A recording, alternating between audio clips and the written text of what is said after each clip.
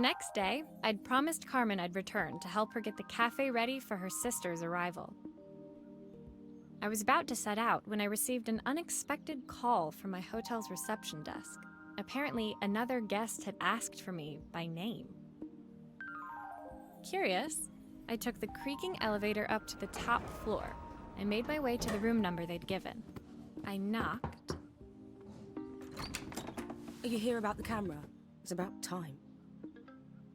The woman in front of me was immaculate. Not a hair out of place or a crease to be seen. My sister tells me you know how to fix things. I'd usually go to an expert, of course, but in this town... So this was Carmen's sister? The two of them couldn't have been more different. Inside her room, I saw a beautiful reflex camera, any professional photographer's dream. The viewfinder is completely dark. I can't see anything through it at all. I assume you can figure out what's wrong.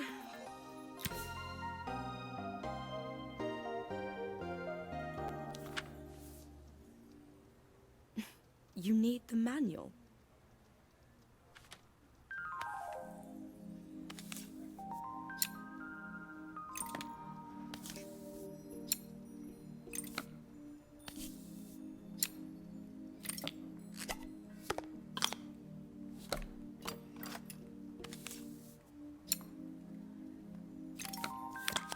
I don't suppose you've fixed anything this valuable before.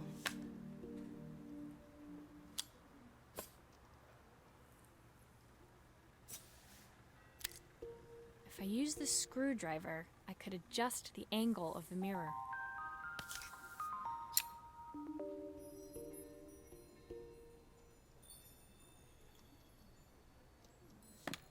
Perfect.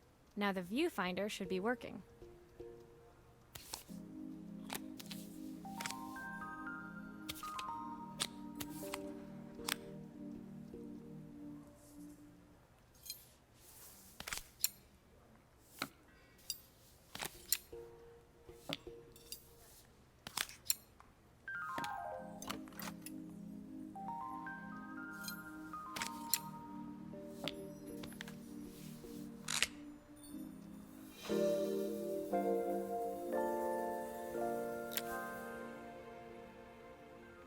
I felt a pang of envy as I handed the camera to Helena. I put my disposable to shame. I picked it up on my first trip to Paris. It's a 1958 limited edition, the first of its kind. It cost me 3 months' salary, but it was worth it. I had no idea what 3 months' salary meant to Helena, but I was pretty sure it was more than I could afford. It was strange, really, that we were even staying in the same hotel. I'd picked this place because it was cheap and cheerful, but surely she could afford somewhere better? She took some test shots, fiddling with the camera settings until she was absolutely satisfied. This work is immaculate. At least there's one person in this town who knows what they're doing. Sending you to me might be the first thing Carmen's actually gotten right. I wondered why Helena had bothered coming if she thought so little of her sister. I hear nothing from her for weeks, and then when she finally does call me, all she wants is money. If she thinks I'm lending her another penny, she'll have to convince me it's not a total waste of time. That didn't sound good. If Hurricane Helena was about to hit, I hoped Carmen was ready.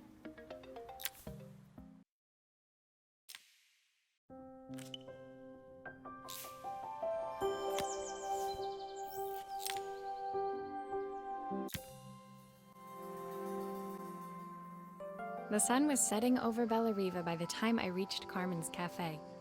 From the outside, it looked as quiet as ever, but inside, I found Carmen cleaning like her life depended on it. Maria!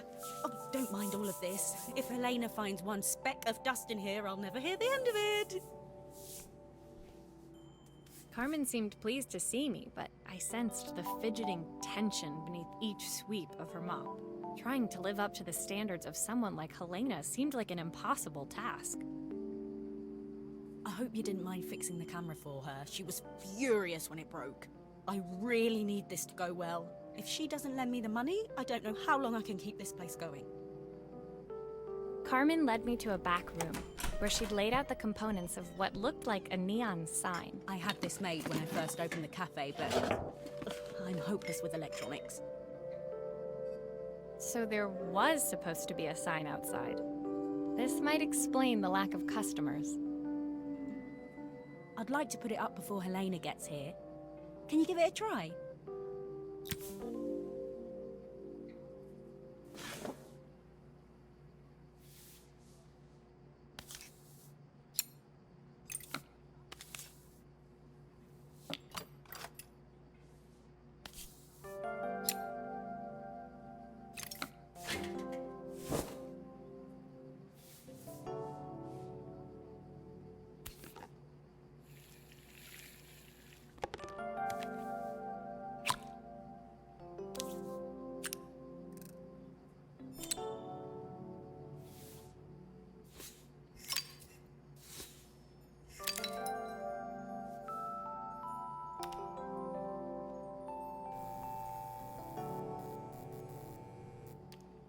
I don't know, it's a bit, flat.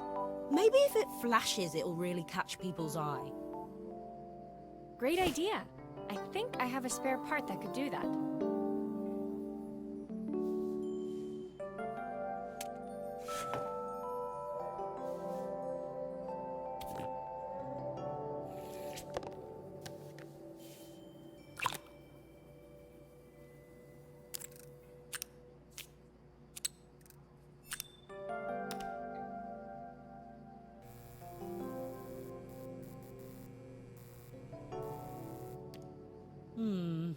It still needs something else. Maybe we can add one of these.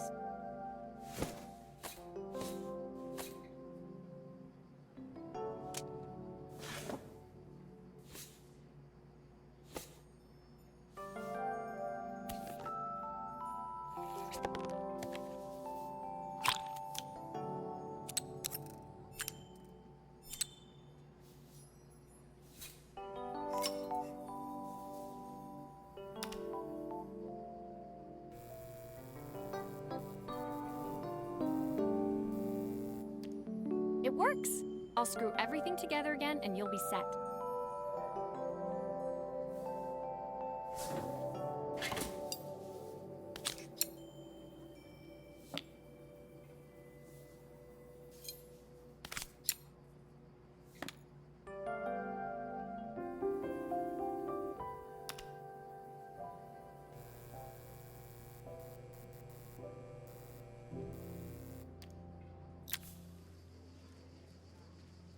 The sign fixed, we headed outside and mounted it carefully over the cafe door. Oh, that's perfect, Maria. It looks just how I imagined it. When I had this sign made, it all seemed so simple. Oh, I can't believe I might have to give it all up. I hope I've done enough. The smile froze on her face as she spotted something over my shoulder. I turned to see. Of course, my sister owns the only cafe in this entire town that isn't actually open. For better or worse, Helena had arrived. Carmen opened her mouth to explain, but Helena swept indifferently past her. Finally pausing in the doorway, she turned back towards Carmen. The first thing we're doing is getting rid of that hideous sign.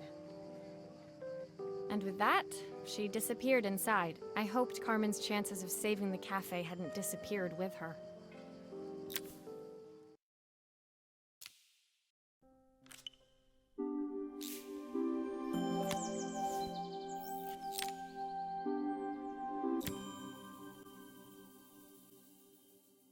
It was the day before the festival, and the whole town was busy getting ready. I had more work than I knew what to do with. When Joseph called with another job, I was craving the cool quiet of his and Izzy's seafront house. I'd barely reached their front door when I heard someone calling me. Psst, Maria, I need your help. Quickly, it's top secret. It was Izzy, peeking out from the side of the house. She beckoned for me to follow her. She led me through to a beautiful, unruly garden overflowing with flowers of every color. Nestled among them was a playhouse, its doorway almost completely obscured by a towering rose bush. You have to squeeze past it and breathe in real small, like this. Izzy took in a big gulp of air and crawled through the gap and into the playhouse. I hadn't planned on crawling in the dirt today, but the life of a repairwoman never did run smooth. On the table inside, there was an electronic toy. Not exactly the usual stock in my parents' antique shop. I had an accident. I didn't do it on purpose or anything, but it won't turn on anymore. Can you fix it for me?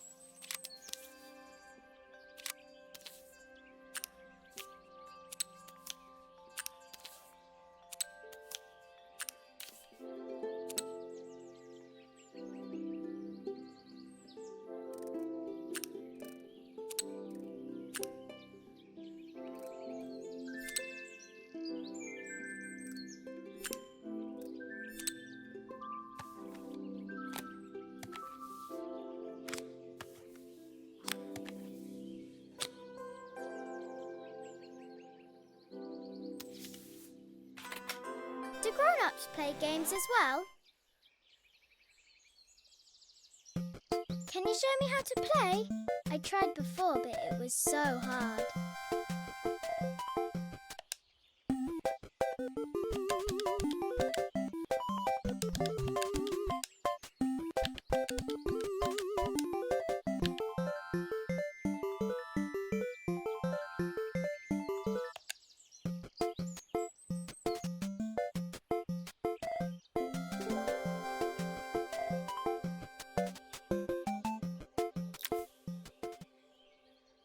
Her toy fixed, I watched Izzy retreat into its screen, taking refuge in a 3-inch world of her own. Well, I'd better head inside. Your dad is waiting for me. Please don't tell him about the game. He'll think I broke it on purpose. Why would he think that? Because, well, I kind of dropped it really hard at the wall. Izzy looked down, scuffing her shoes on the worn floor of the playhouse. My dad said I have to go to this stupid festival tomorrow and put on a stupid dress, and I don't want to. All he cares about is working. He never wants to see me unless it's for his job. I'm not going. He can't make me. With that, Izzy dove back through the rosebush and disappeared into the wilds of the garden. She was so young. She couldn't be expected to see that her dad was struggling too. It made me think, had I really tried hard enough to understand my parents' point of view? I was so focused on the adventures ahead of me, maybe I didn't care enough about leaving them behind.